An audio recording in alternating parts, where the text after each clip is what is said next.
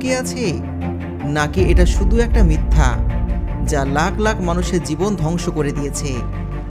আজ আমরা জানব এলডোরাডোর পুরো সত্য। তো চলুন শুরু করা যাক আজকের ভিডিও।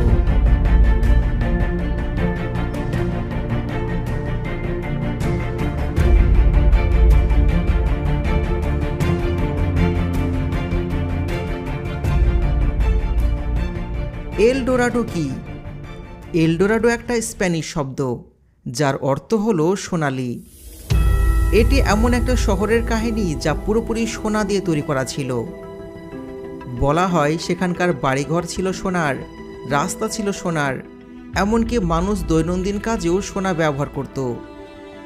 সবথেকে বিশেষ ব্যাপার ছিল সেখানকার রাজা প্রতিদিন নিজের শরীরে সোনার গুঁড়ো মাখতেন, পুরো শরীরে, আর সন্ধ্যায় একটা হ্রদে স্নান করে তা ধুয়ে